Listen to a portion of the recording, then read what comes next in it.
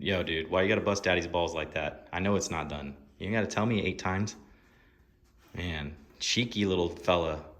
Daddy's about to ask the internet for some help. This should go well.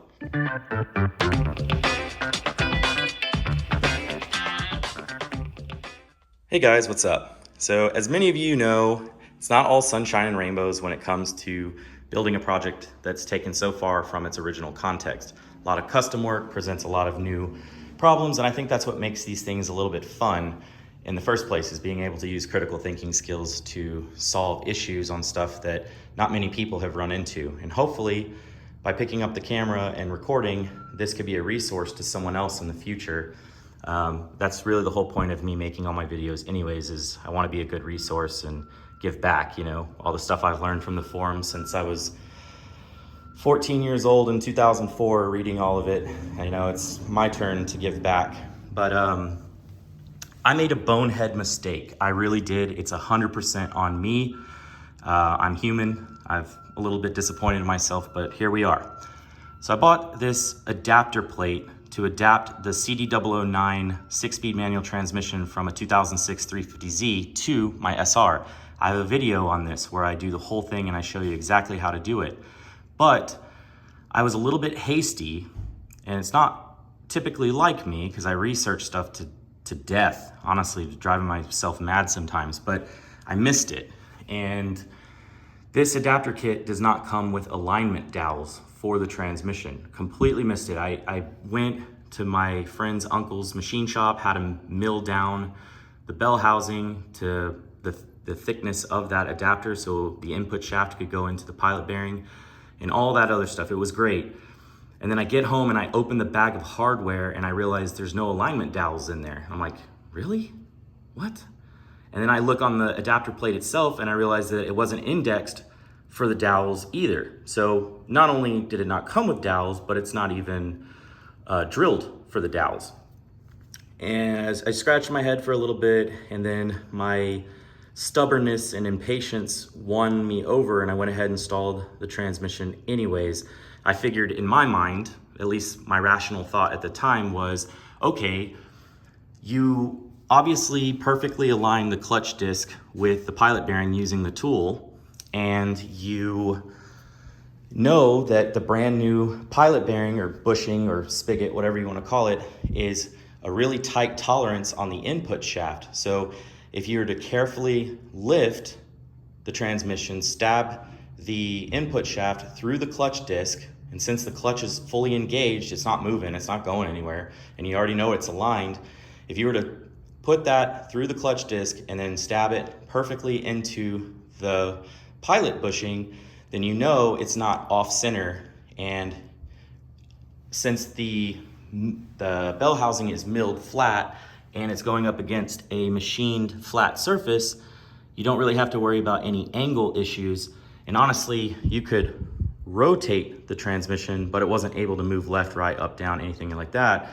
So I felt confident at the time that I probably stabbed it as close as you could get to the center, and then I ran the outer Bellhousing bolts all the way around, tightened it up, and I had no issues. Also, a minor annoyance is that in order to change out your starter, you got to drop your transmission, son. I don't like that at all, to be honest, but that wasn't enough to deter me from doing this, because after all, this is an incredibly robust transmission. This thing is way, way, way beefier than, say, an SR D21 KA trans. So yeah, now I'm at the point where I need a suggestion. I need some ideas and stuff. I've kind of asked some of my friends, and they're a little bit split on what to do, and I'm kind of split on what to do as well. The OCD part of me wants to go ahead and just pull the engine and transmission out of this truck real quick. Nothing's actually hooked up yet, so it wouldn't be that hard. I would like to pull this thing out, pull the transmission off, pull the adapter plate off, and then take it to my buddy's machine shop and have them I'll index the holes, or I'll line the holes or whatever, and then have them drill them out perfectly with their vertical mill. And then I have a nice area to put the dowels that are going to be accurate, and then I can go ahead and plug this transmission back onto the adapter plate with the dowels, and then also maybe sort out the starter thing, like probably fill the holes, drill and retap. That way I can use a bolt instead of, and then just drill the threaded holes in the starter itself and then just use a bolt. But, that's gonna take a little bit of time, a little bit of money, a little bit of energy, and kind of the whole point of this is I was trying to get this truck running and driving in the next few weeks. And I do not have the single one-piece drive shaft made for this swap yet. I'd have to go over to my local drive shaft shop and have them order the slip yoke. I'd need the 350Z slip yoke and then the D21 rear pinion flange for them to make the actual one-piece drive shaft. And that has lead times, there's money involved with that. So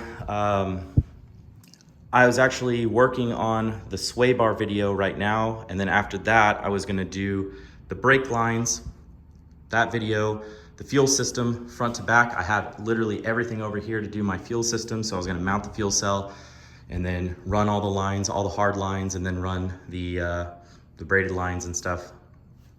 And then after that, I was gonna do the video for the wiring harness, wiring up the entire truck with power. And then now we have ignition, we have fuel, it'd be ready to start. I could at least get this thing running in the next couple of weeks. That was the whole idea. And now I'm kind of like, I don't really know. And there's the other part of me that just kind of wants to use my D21 hybrid trans that I built. I do have a video on this. So this is a D21 rear section with the D21 transmission in it, but it's using the SR20 Bellhousing, and I'm using the SR20 extended linkage that's inside there. It's the part where you stab the shifter bushing into it. It's a little bit longer on the SR20 KA, CA, RB20 transmissions, and that allows me to run SR, KA, CA, RB20 short throw shifters, which are much better than any of the D21 short throw shifters that are out there. So I don't mind running this transmission in the meantime. I do have a brand new two-piece drive shaft over there for the D21, and since this actually sits in the factory location and it mounts to this factory beam, I could clean this thing up, paint it, clean up the carrier bearing holder, paint it. I can install this whole setup, and at least I have a complete drivetrain that's running and driving that I don't have to like engineer. And then I could take my time on this this adapter plate. I could actually just sit there, take the time so I'm not rushing it, and do it the right way. So what do you think? Let me know what you think. I would really like to know. Another part of me thinks it'd be kind of cool to actually see how much the D21 transmission would hold. Like there's a little part of me that wants to just know, like, can it actually hold together? This engine right now, it's on a 93 tune. I'm running a different turbo. This is a GT 2871R, but I do have a GTX 2870. It might be a GTX 2867, or it might be a 71. I can't remember. They're both 0.64 AR. And I have some Tomei PonCam 256 intake and exhaust for this thing, and they're just not installed. I also have some ID 1050 top feed converted injectors for this thing with the rail and all that I was going to put on to run E85 in the future. But right now, this current setup makes about 318 foot-pounds of torque to the rear wheels. That's what it made in my 180SX after I fixed the torn injector issues. I was a little bit hasty. I kind of had a little bit of a misfire, and I couldn't figure it out. And then I was like, you know what? I'm going to pull the injectors off, see if they're messed up or something's wrong. And sure enough, 4 and 3 were the injector O-rings were torn on it. So I just reinstalled new injector O-rings, put a little petroleum jelly, gently slid it in there. Problem solved. Made 318 foot-pounds of torque. And that's what really matters for the transmissions, because that's what shock loads them and breaks them. So it'd be kind of cool just to see if this thing could actually hold together with this setup for as long as possible, and just see where it actually messes up. Anyway, I don't know. But that plus that is the quickest way I could get this thing back in the truck. I could literally do it today, like right now. I could go to my storage, grab my engine hoist, pull this thing out within 30, 40 minutes, separate everything, put the transmission back on, bolt up the drive shaft. Bob's your uncle. So anyways, I just want to know y'all's suggestions, what you think.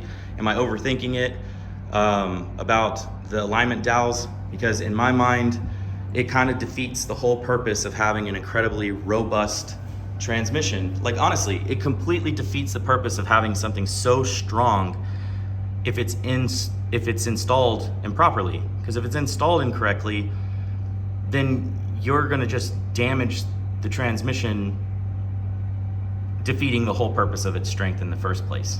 You know, I mean, something's gotta give. If this thing's not aligned, something is gonna give. Either it's gonna be the pilot bearing, which is the best case scenario, it's gonna be the input shaft bearing, which is no bueno, or I'm gonna send my clutch disc to Valhalla. So, and I definitely don't wanna do any of those things. I would rather this thing just be nice and engineered perfectly the way it should be, and I don't ever have to worry about it, because that's the whole point of running this thing, is so I don't ever have to worry about the transmission. Because even after I put the GTX 28 on here and I upgrade to E85 and everything else, this truck will never ever see more than probably 420 wheel. Honestly, it'd probably be closer to 400. It's kind of a small frame turbo. Maybe be pretty lucky if I was to get over 400 wheel with that setup. But anyway, keeping to reliability, that would actually be really nice. And considering how little this thing probably weighs, you know, this thing would be pretty damn fast and more than enough for fun drifting. So yeah, let me know what you think in the comments. Might as well use this platform to figure out some things and hopefully help somebody in the future. Cheers.